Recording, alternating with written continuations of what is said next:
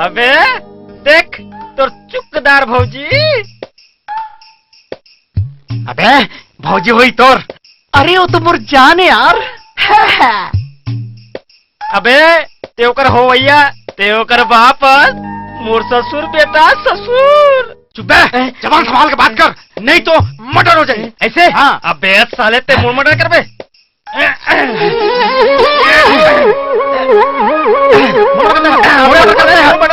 कैसे ऐसी बात है? चल चलो कर से पूछ ले था। चल। क्या कर था मुन्नी? दिखाई नहीं देते, पानी भरा था, अंधेरा नहीं तो। मोर के एक मतलब है कि मुन्नी तय है काकर पर नाम हो। एकर कहे के मतलब है ते काकर सन पर बे मुन्नी। मुन्नी के बाबू। होती दे आगे बे तोर भाई। मैं कहत रहे हूँ मुन्नी के बाबू, मुन्नी के बाबू कहाँ चल रहे तो लग कति कति खोजत रहे। आई सुन ना मुन्नी बाबू, सुन ना प्राणनाथ, रुको ना प्राणनाथ, रुको ना, आई रुको ना।